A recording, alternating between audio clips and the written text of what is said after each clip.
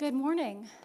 Good morning. Good to be with you all here in this room and with those of us who are joining us online for what I know will be a really thoughtful and meaningful conversation. I'm Catherine Bush, part of the clergy team here at Calvary, and it's really a delight to welcome people from out in the world, but it's a particular honor to lift up some of the wisdom from within Calvary. We've got a lot of that. We're lucky. We're fortunate. And today we have one of the most wise among us. Tim Huebner is going to share with us a little bit about the Declaration of Independence. We've been talking about this, about the kind of, these are secular texts, but in our national arena, they're really sacred. And so how that interplay and how we might think about these things. And particularly relevant, perhaps, as we're coming up on the 250th celebration anniversary of all of these stories. If you don't know, Tim is the provost at Rhodes and also vice president for academic affairs and also a professor of history and also many, many, many more things. And again, with all of that, that time and those obligations, we're grateful that he's here to share some with us.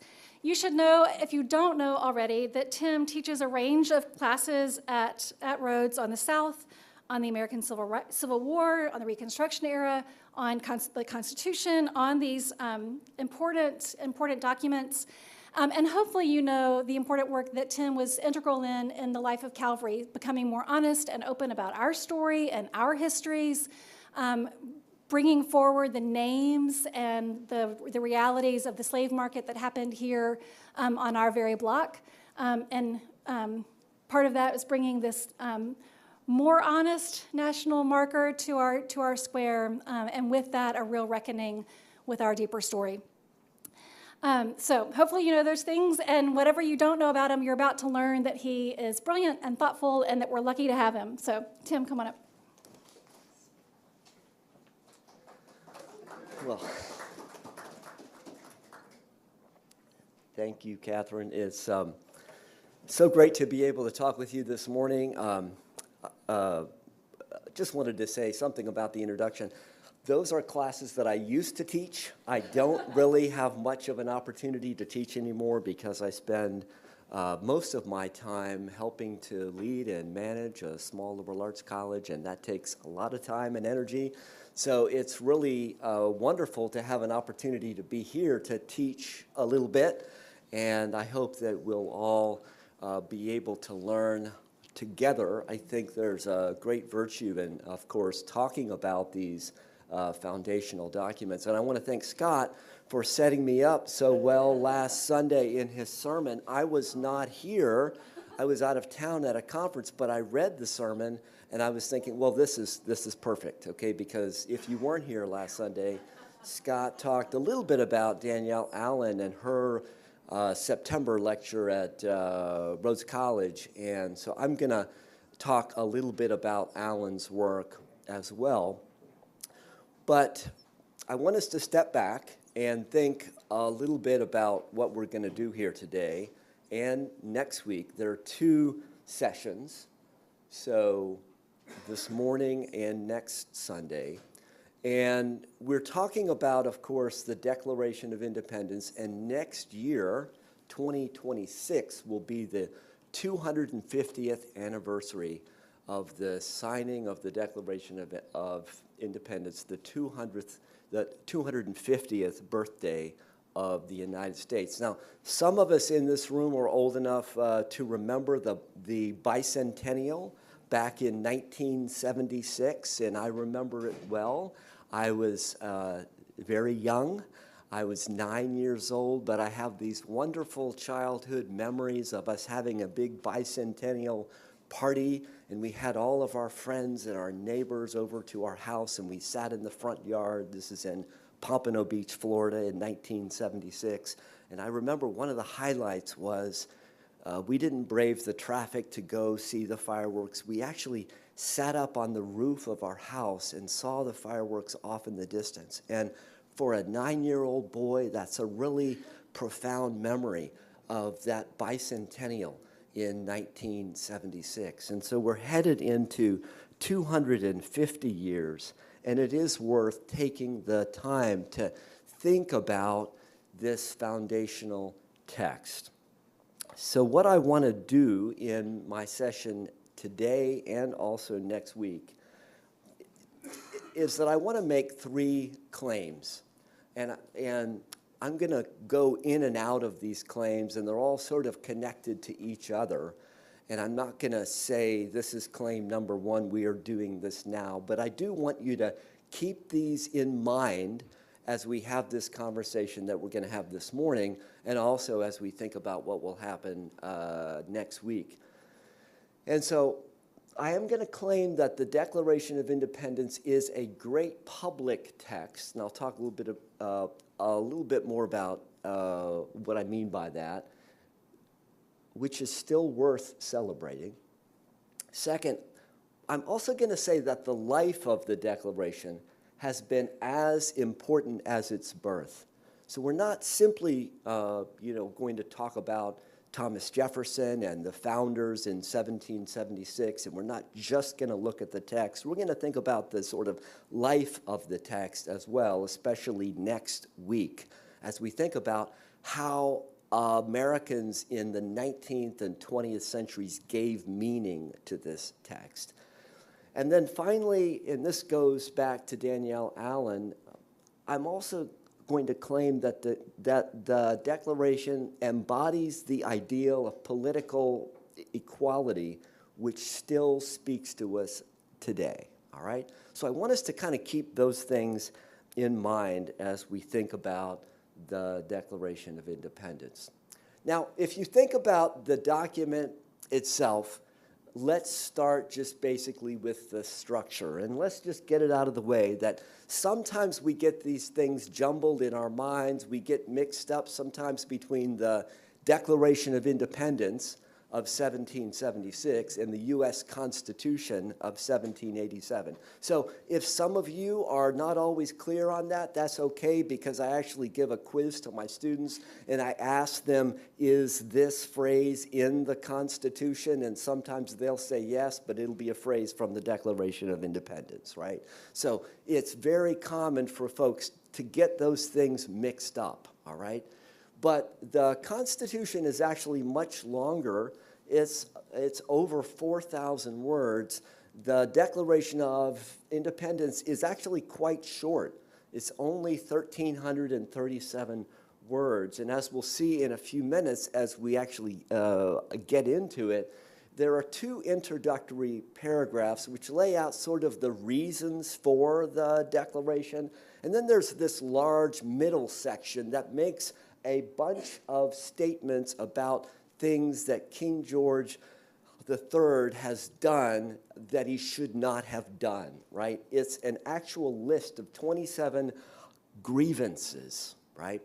And then finally, two paragraphs at the end that kind of boldly announce independence and the implications of that, okay? So that's what the structure of the document looks like, and in a few moments, we're going to read it together. As I said, it's only 1,337 words, so as we read it, it's only going to take us about 10 minutes, all right? And I think that there's something to a public reading of this public text, all right? So we'll do that in just a moment. And I want us to think about, as we read it and as we go into these sessions, I want us to think about how this document operates on two levels. It asserts the independence of the colonies from England, but it also, going back to Danielle Allen's talk a few months ago, establishes the ideal of political equality. Now, I've mentioned Danielle Allen a couple of times, so let me just say who she is, and I happen to have a copy of her book here, and if you don't have this book, or if you weren't at the talk, it's worth picking up. It's called Our Declaration. Danielle Allen is a nationally and even internationally known political theorist from Harvard. She's also run for office, tried to run for governor of Massachusetts, and heads a major center for democratic institutions and has lectured all over the world. So she's a public intellectual worth paying attention to. Danielle Allen at Harvard. Her book, once again, Our Declaration. But let's look at the text itself. So all of you should have a copy of the Declaration of Independence on your chair. So here's how we want to do this. I'm going to give some stage directions here about how we're going to do this reading. So as I said, let me just go back to the structure here for just a second. There are two introductory paragraphs, and then the large middle section, and then two paragraphs at the end. So what I'm going to do is I'm going to read the first paragraph, and then I want all of us, everyone in this room, to read the first half of the second paragraph. And this is the best known passage, and we're going to go all the way up to the phrase, to effect their safety and happiness. Everyone see where that is, about halfway through that second paragraph? So we're all going to read that, everyone in this room, okay, together. And then after that, if I could just have somebody read the rest of that paragraph, and then all of these individual grievances, so then we're going to have Ted pick up at the end, sort of read the second half of the second paragraph. And then on the 27 grievances, whoever wants to speak up and just read one of them, that's perfectly fine. If you want to read more of them, that's perfectly fine. That is, certainly fine. And then somebody I'll ask to read the third to last paragraph in every stage of these oppressions, and then someone else, nor have we been wanting, and then I'll read that final paragraph, all right? So I'll read the first paragraph and the last. All of us everyone is actually going to read the first part of the second paragraph. I hope I didn't just kind of confuse everyone. I think this will work if you'll just go with me, all right? The main thing that everyone needs to know is that all of us are reading that first part of the second paragraph together, okay? Great.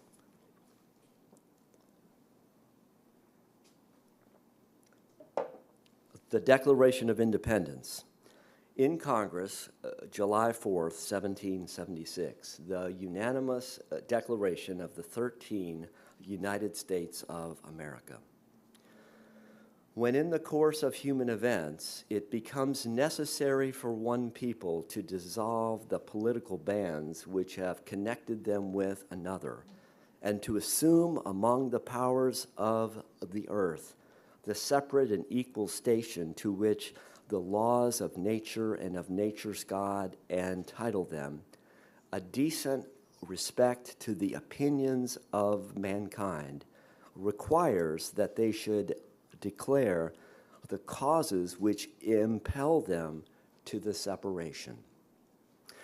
We hold these truths to be self-evident, that all men are created equal, that they are endowed by their Creator with certain unalienable rights, that among these are life, liberty, and the pursuit of happiness, that to secure these rights, governments are instituted among men, deriving their just powers from the consent of the governed, that whenever any form of government becomes destructive of these ends, it is the right of the people to alter or to abolish it, and to institute a new government, laying its foundation on such principles and organizing its powers in such form as to them shall seem most likely to effect their safety and happiness.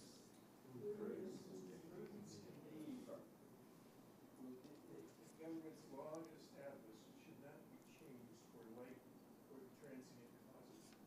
And accordingly, all experience have shown that mankind are more disposed to suffer, while evils are sufferable, than to right themselves by abolishing the forms to which they are accustomed. But when a long train of abuses and usurpations, pursuing invariably the same object, evinces a design to reduce them under absolute despotism, it is their right, it is their duty to throw off such government and to provide new guards for their future security. Such has been the patient sufferance of these colleagues, and such is now the necessity which constrains them to alter their former systems of government. The history of the present King of Great Britain is a history of repeated injuries and usurpations, all having a direct object the establishment of an absolute tyranny over these states. To prove this, let facts be submitted to a candid world. He has refused his assent to laws, the most wholesome and necessary for the public good. He has forbidden his governors to pass laws of immediate and pressing importance, unless suspended in their operation till his assent should be obtained, and when so suspended, he has utterly neglected to attend to them. He has refused to pass other laws for the accommodation of large districts of people, unless those people would relinquish the right of representation in the legislature, a right inestimable to them and formidable to tyrants only. He has called together legislative bodies at places unusual, uncomfortable, and distant from the repository of their public records, the sole purpose of fatiguing them into compliance with these measures so strictly.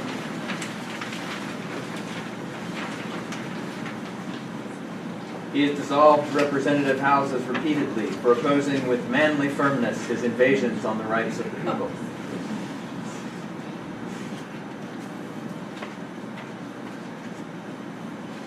He has refused for a long time, after such dissolutions, to cause others to be elected, whereby the legislative powers, incapable of annihilation, have returned to the people at large for their exercise, the state remaining in the meantime exposed to all the dangers of invasion from without and convulsions within.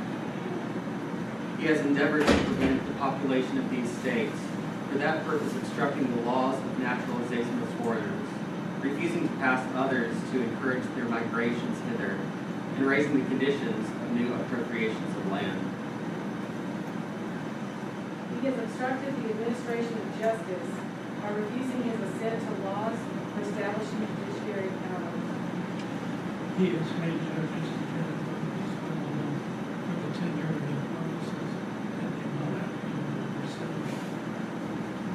He has erected a multitude of new offices and sent hither swarms of officers to harass our people and eat out their substance. He has kept among us in times of peace standing armies without the consent of our legislators. He is effective to render the military independent and superior to civil power. He has combined with others to subject us to jurisdiction foreign to our Constitution and unacknowledged by our laws, giving his assent to their acts of pretended legislation. Ordering large bodies of armed troops among us. For protecting them by a mock trial from punishment for any murders which they should commit on the inhabitants of these states. For cutting off our trade with all parts of the world. For imposing taxes on us without our consent. For depriving us in many cases of the benefits of prompt activity. For transporting us beyond seas to be tried for pretended offenses. For abolishing the free system of English laws in the neighboring provinces, establishing therein an arbitrary government, and enlarging its boundaries so as to render it a welcome example and fit instrument for introducing the same absolute rule into these colonies.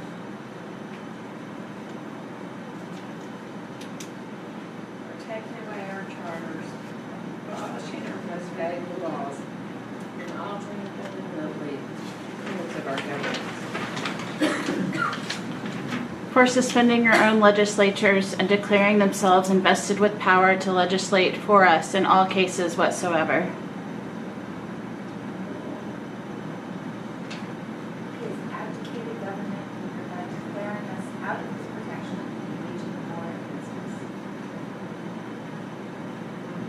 He has plundered our cities, ravaged our coasts, burned our towns, and destroyed the lives of our people.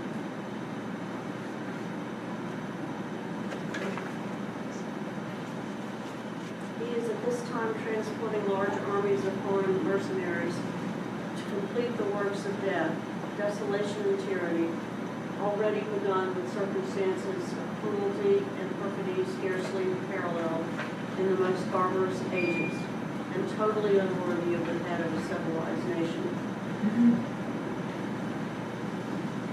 He has constrained our fellow citizens, taken captive on the high seas to bear arms against their country, to become the executioners of their friends and brethren, or to fall themselves by their hands.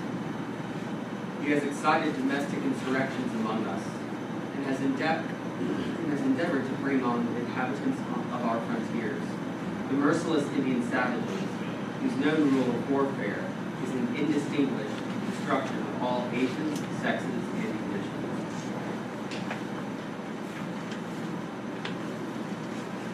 In every stage of these oppressions, we have petitioned for redress in the most humble terms.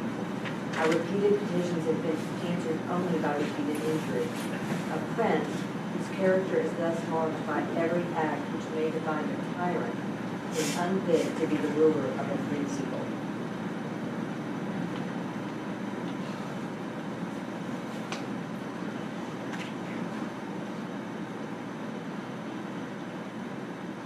Nor have we been wanting in attentions to our British brethren. We have warned them from time to time of attempts by their legislature to extend an unwarrantable jurisdiction over us. We have reminded them of the circumstances of our immigration and settlement here. We have appealed to their native justice and magnanimity, and we have conjured them by the ties of our common kindred to disavow these usurpations, which would inevitably interrupt our connections and correspondence. They too have been deaf to the voice of justice and of consanguinity. We must therefore acquiesce in the necessity which denounces our separation, and hold them as we hold the rest of mankind, enemies in war, and in peace, friends. We, therefore, the representatives of the United States of America in General Congress assembled, appealing to the Supreme Judge of the world for the rectitude of our intentions, do in the name and by authority of the good people of these colonies, solemnly publish and declare that these united colonies are and of right to be, and of right ought to be free and independent states, that they are absolved from all allegiance to the British Crown, and that all political connection between them and the state of Great Britain is and ought to be totally dissolved, and that as free and independent states, they have full power to levy war, conclude peace, contract alliances, establish commerce, and do all other acts and things which independent states may of right do. And for the support of this declaration, with a firm reliance on the protection of divine providence, we mutually pledge to each other our lives, our fortunes, and our sacred honor. All right. Thank you for that. You can now say that you have read the entire Declaration of Independence. No, I'm serious. That is a big deal. Many Americans have never actually read the Declaration of Independence. They probably, certainly, have not been part of a collective reading of it. And so I think it's worth kind of thinking about what we have just done. We have just now engaged in an important civic exercise. And it's really important that we think about our democratic institutions and the origins of these institutions. So I want to applaud you for being part of this. And I want us to go back now, and I want us to work through the structure of the text, and I want us to talk a little bit about each of these sections. So what we're going to do is just go back to that first part, right? And I want us to think about what this meant to those who wrote it in 1776. And so when they say, when in the course of human events it becomes necessary, and they start to talk about what they are doing, they're talking about looking at history and where history is going. And their observation is that history, from their perspective in 1776, is not going in a positive direction. They're seeing steps and actions taken by the British monarch that they profoundly disagree with. And they're now judging for themselves where they think things are going. And in exercising that judgment, since they don't like where things are going, they're now going to declare independence, right? They are actually going to declare the causes which that impel them to this separation. And so that's when, of course, we get to this second paragraph, right? And it's so rich and it's so full. And when Danielle Allen was here a few months ago, she really spent almost her whole lecture focused on this paragraph. There's so much there to talk about, and we're going to come back to some of this language, especially the first phrase next week, as we think about how others interpreted that phrase. But let's understand how profoundly significant this statement is in 1776, that we hold these truths to be self-evident, that all men are created equal, that they're endowed by their Creator with certain unalienable rights. And then they outline what those rights are: life, liberty, and the pursuit of happiness. And then sort of laying out a whole theory of government, right? That to secure these rights, governments are instituted among men. So the argument here is that's why governments are formed, is to secure these rights, and that these governments take their authority and their powers from the consent of the governed, and that if the government starts to become destructive to the ends for which it was formed, it's the right of the people to alter or to abolish it. So here's this right of revolution, the theory of revolution that in many ways comes from John Locke, right? And so basically trying to make a sort of coherent political and philosophical argument as to the nature of government. But it's also interesting as we think about that sort of last phrase, laying its foundations on such principles and organizing its powers in such form as to them shall seem most likely to effect their safety and happiness. So forming some sort of a new government that from their perspective is actually likely to uphold those precious rights, right? And then this is a very interesting section. And it's basically the idea that, hey, we're not doing this just because we woke up one day and we decided we need to have a revolution. We're looking at the course of human events. We're looking at history. And we understand that we shouldn't have light or transient causes for separating ourselves from Great Britain. So they've really thought about this, and they're looking at the evidence. And the evidence is that there's been a long train of abuses, right? It's not just one thing here or one thing here. It's a set of decisions, a set of abuses of those rights outlined in, sort of earlier in the second paragraph that are causing them to make the decision to separate, right? And so they talk about their patient sufferance, but there's some limit to that. And they have to, in the course of human events, as they see history unfolding, as they see this set of repeated abuses and usurpations, they feel like they have to take some action, right? And so they sort of set out facts for a candid world, which tells us something about who the audience is for this declaration. Now, it's both an internal audience and an external audience, right? It's an internal audience in that in 1776, when this declaration is actually written, there are a lot of folks in these colonies who aren't really convinced that independence from Great Britain is a good thing. And in many ways, the Revolutionary War is a civil war in that there are a lot of loyalists in these colonies who are very much loyal to Britain.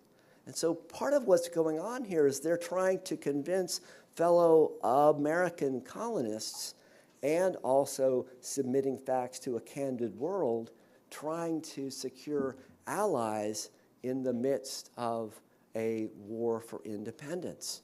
And if we think about the context here, once again, this is July of 1776. The war for independence has already started. To back up, Lexington and Concord had actually been in April of 1775.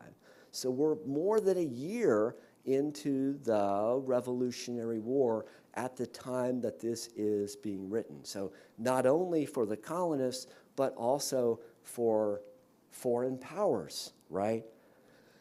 Who the colonists might need to intervene on their behalf if they're going to win this war against the most powerful nation in the world at that time in the 1770s. So the facts are being submitted to a candid world. That's when we go into the long list of grievances, which we read, those 27 things that they're specifically mentioning. And if we think about the structure of this declaration, in many ways it's a sort of legal document. It almost reads like a bill of indictment, right? These are all of the crimes, these are all of the wrongs that have been carried out by King George, right? It's almost as if it's a way to make this revolution legal or to justify it legally or sort of constitutionally, right? So as they're submitting these facts to a candid world, that's a really important part of the document and the argument that they're trying to make.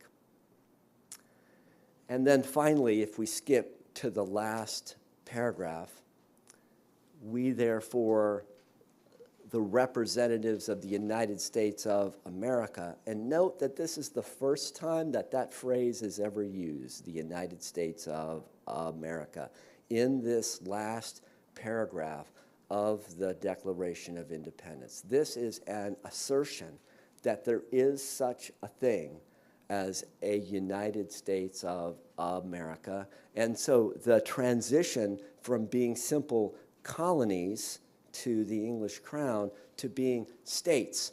And they talk about themselves here as free and independent states. That's a very interesting and a significant phrase because they're free and independent of England. That's the claim that they're making. But also maybe free and independent of each other.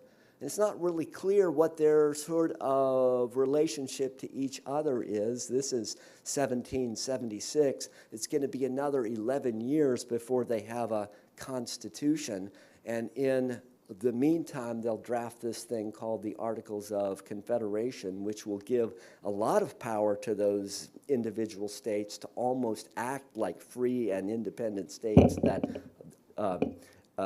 states that actually have all these powers outlined here. And so they'll need to work out how the states are actually going to relate to each other. And it'll take them several years to do that, right? But they're basically making an argument here that they're free and independent of England. Now, there's a lot to think about in all of that, more that I hope that we'll talk about in the question and answer session. But I want us to think about at least three contexts here as we start to think about what things we want to talk about. First, if we think about the short-term, immediate context, and historians who study events like this always think about the short-term causes or the sort of triggers, but they also think about longer-term contexts and sort of longer-term causes for why things happen. But in the short term, understand that it's been relatively recent since the 7 Years' War that England has started to tax these colonies basically to help to pay for their own protection, right?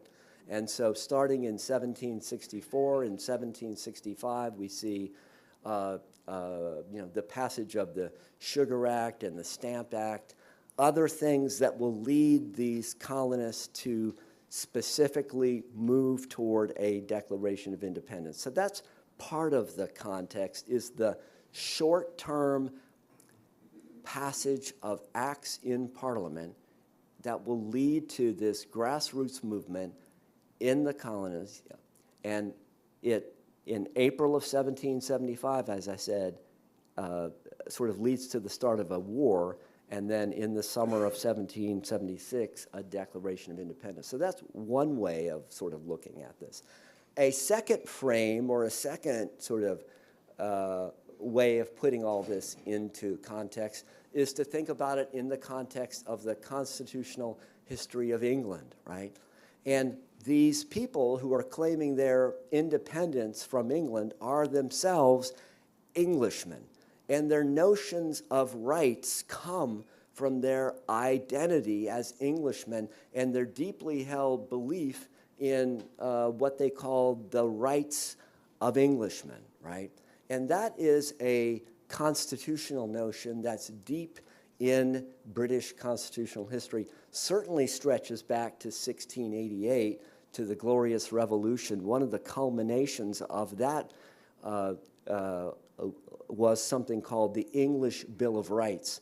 And if we look at that document, then we can also see some similarities to the Declaration of Independence in that there are some grievances there and some specific rights spelled out on the part of the English as they're trying to establish a constitutional monarchy and trying also to establish that they have certain rights.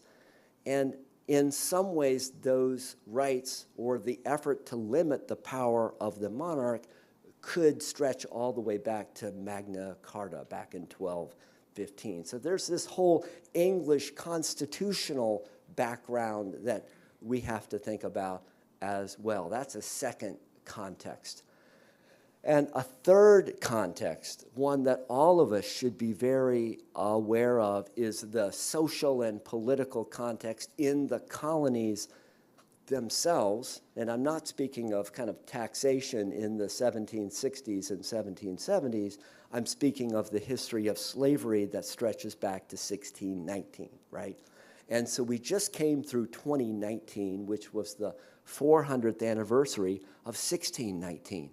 And how many of you have heard of the 1619 Project?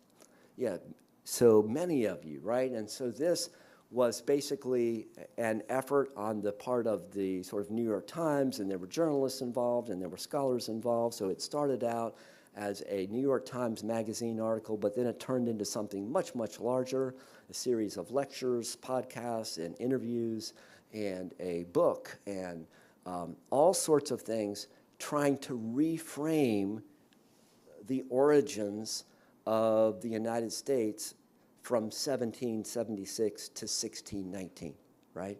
And so we always have to think about that context as well. And if we think about that, of course, we always want to tell the whole story of our history, right? And we have done that here at Calvary, and we always have to understand that history is history, and we should tell what happened based on the evidence and the sources and all of those documents, right? So all that is true. Now, some have tried to pit these things against each other, right? And it's very easy to fall back into polarization on this point, okay? Because you might not know this, but we're a deeply polarized society, right? And so you can choose to get your news, to try to get your news from one source, and you can listen to that cable network, or you can read this newspaper, or listen to that podcast, and never the twain shall meet, right? It's possible to live in one echo chamber, one bubble, and only hear one thing, right? It's very possible now. And we've talked about this before, but that's the whole media landscape. It's the outrage industrial complex. It's algorithms. It's our phones. It's social media. It's all those things together have put us in this place where we're so polarized that it's almost as if these are two versions of history. And I want to push back against that idea. I do not think that this is or should be an either or. And let me explain what I mean by that. It's almost as if right now that if you vote at the right side of the spectrum, you think that we have to talk about how America is so great and has never done anything wrong, and the founders all have to be heroes, and all of them are demigods, and we only have to talk about the good stuff. And then on the left side of the spectrum, we can only talk about the bad stuff, and it's all oppression, and it's all 1619. And it's like we've got these two sides, like, so voters on one side have one view of history, and voters on the other side have a different view of history.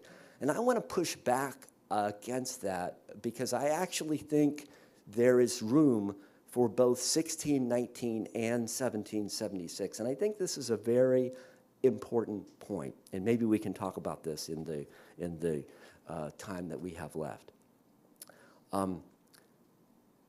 Of course, we have to talk about 1619. As I said, we have to tell the whole story of our history.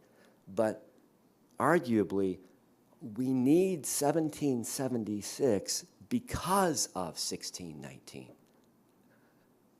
We need to reclaim these words in the second paragraph of the Declaration of Independence, that all people are created equal because of our history of racial violence and oppression.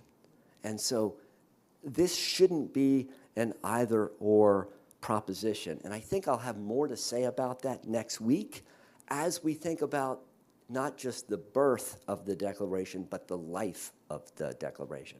Because what we'll see next week is that a lot of enslaved people, a lot of abolitionists, black and white, a lot of advocates of women's rights in the 19th and 20th century, civil rights activists in the late 20th century will lean on and claim for themselves 1776 and the words of the Declaration of Independence. So that's just a teaser for next week.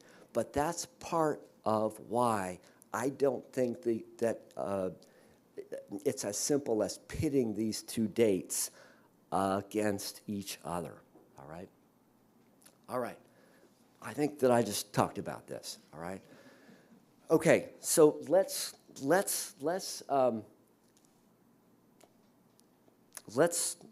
talk a little bit, and then right before we're finished, I want to show one other thing that I think can help to frame next week's conversation as well. So I'm going to pause and open it up, and then I'll have one more slide at the end.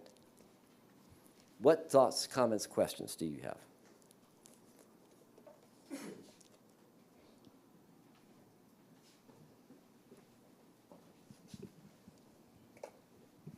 have so many questions. But one of them, you mentioned context, like the social and political context, and having never read the Declaration all the way through before, and noting the paragraph, he's excited domestic insurrections amongst us, has endeavored to bring on the inhabitants of our frontiers, the merciless Indian savages whose known rule of warfare, etc. So can you talk about that context, and would that give us another date to consider in terms of indigenous peoples, or how would they have figured into the telling and the writing of this document? Great question. So I don't think we have another date. Okay, so that is part of the challenge there. Obviously, this is a very horrible, horrific, and tragic story associated, with peoples who were on this land at the time that the first settlers from England came. And I mean, Jefferson and others who wrote this document in 1776 are completely insensitive and unaware of that, or not willing to think about it as they're drafting their Declaration of Independence. So that, and the line that you just read is the evidence of that, right? And so I don't think there's any way around that. And as you probably know, the story for Native peoples to claim rights is a much longer process and a much more complicated process, especially as we think about the history of the 19th century at roughly the same time that African Americans are starting to win victories in the aftermath of the Civil War. That is the time when the U.S. government, definitely starts to wage war on the sort of Native population in the West. So I don't think that there's any way around that, and I don't think that the Declaration of Independence, nor even the U.S. Constitution, kind of gives us a lot of framing there. I mean, I'll say on the U.S. Constitution, So after the writing of the Declaration, 11 years later, there is language in the U.S. Constitution about Native peoples, but they're always treated separately and differently, as if they were a separate category. And so you see phrases in the Constitution such as excluding Indians, like that's actually used in a few different passages. And as you know, like as we get into the early 19th century, there's some who are starting to stand up for the rights of indigenous peoples, but it's a very small group of folks who were waging that battle, and it's really not till the 20th century, arguably to the middle of the 20th century, that we start to see significant progress on that issue. Thank you for raising that.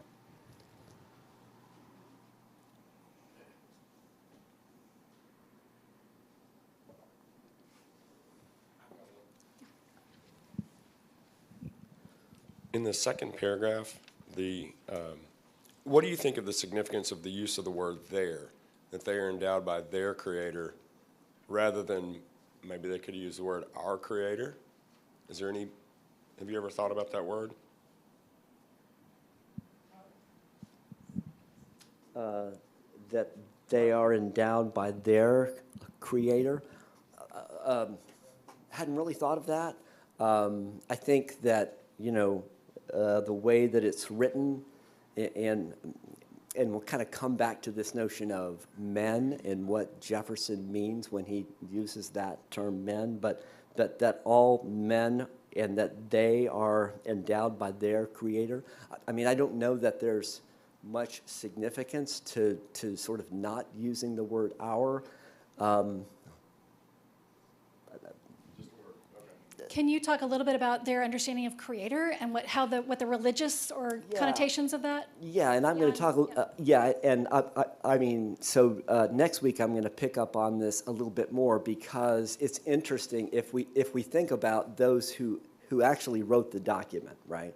So if we think about Jefferson, who's the primary author, although not the only author, and Danielle Allen makes the point that really the Declaration is a great example of what she calls democratic writing, because she says it was written by many hands.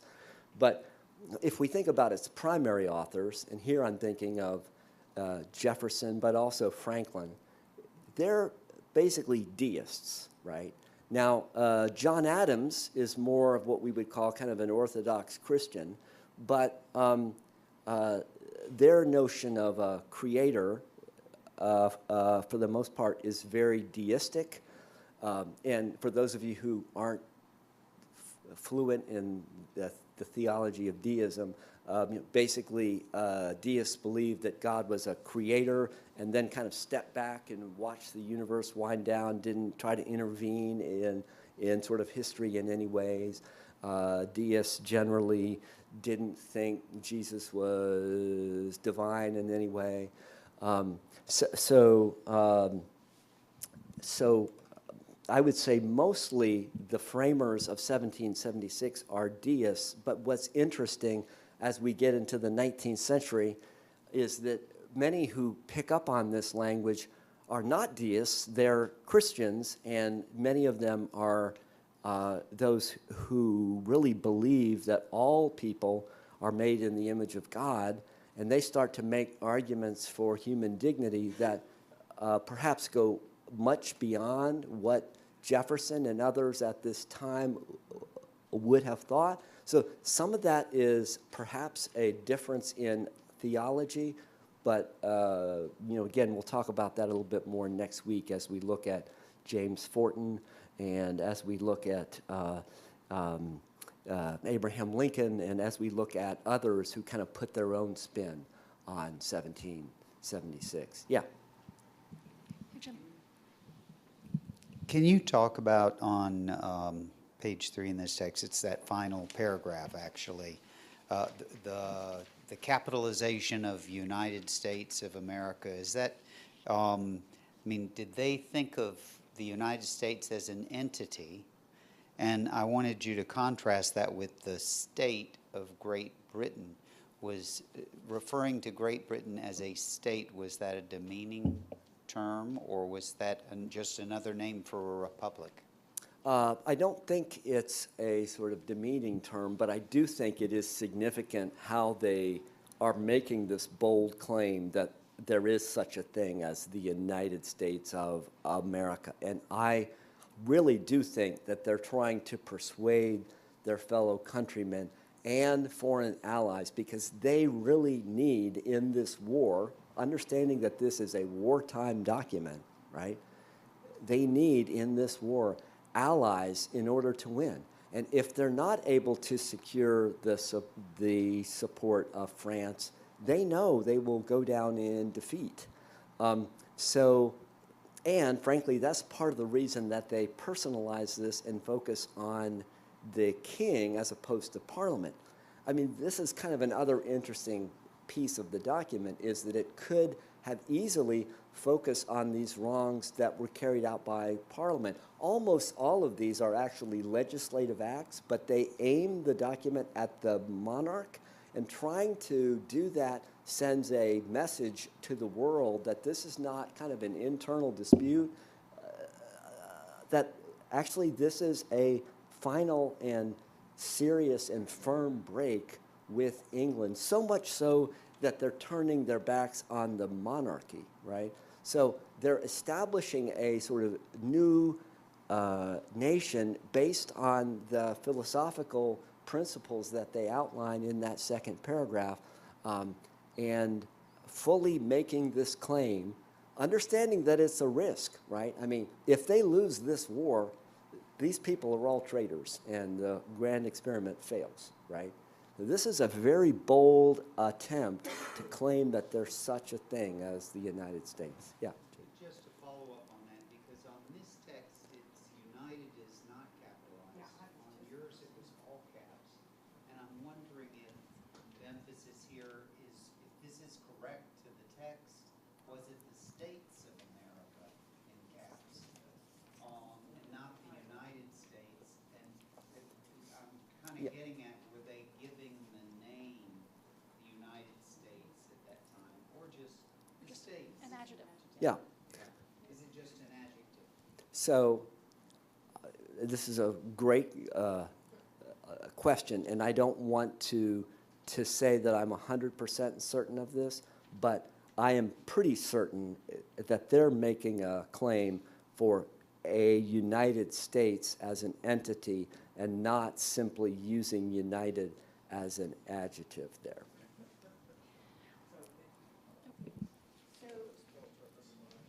I think you maybe referenced earlier that this was written like a legal document. Right. And so the grievances, are they, if you went back and said, here's the precedent, or what does this tie to? Or is it, are they saying you're basically breaking some sort of law, or is it a grievance? And if so, and then how did that help craft our Constitution to hopefully safeguard from these things happening again?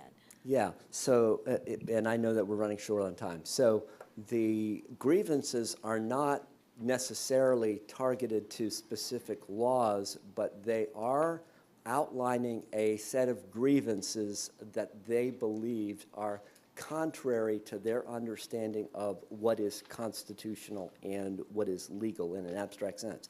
Understand that England has what's called an unwritten constitution. And what that actually means is that every act of Parliament, everything arguably stretching back to Magna Carta, is part of the English Constitution. So, all right? So as they outline all of these grievances, what they're actually saying is, we think all of these things are not in keeping with the English constitutional tradition and are therefore null and void and are the sorts of grievances that would justify us separating from England. I want to make sure you have time for your last slide before people need to scoot. Okay, so one other thing that I want to just... I'm glad you'll be back next week for more. Yes. So one other thing that I want to tease here as we kind of wrap up is the part that didn't make it into the Declaration of Independence. And this is an anti-slavery passage drafted by Thomas Jefferson. And of course, Jefferson is the great paradox of all of this, right? But he writes these words that end up on the cutting room floor, right? So understanding that this is an act of democratic writing, Southern colonists were not willing to sign on to this language, so this didn't make it into the final version. But basically, this is a statement in opposition to the slave trade. And he has waged cruel war against human nature itself, violating its most sacred rights of life and liberty, going back to the second paragraph, in the persons of a distant people who never offended him, captivating and carrying them into slavery in another hemisphere, right? And so it's very interesting if we bring it back to Jefferson, and once again, I don't want to solely focus on him, but there is an effort in 1776, and there are some in Philadelphia in 1776 who see this as a moment to make a statement against slavery. Now, they don't win, all right? And this is cut out of the final version for the sake of compromise to try to unite the colonies. Once again, it sort of goes back to this idea of trying to get everybody together. And if we think of slavery as America's original sin, I mean, we can see this as kind of one of the documents that shows us that a compromise was made that obviously was not in the interest of our country. So with that, next week we'll talk really much more about the life of the Declaration of Independence as we look mostly at the 19th and early 20th centuries. Thank you. Thanks, Tim.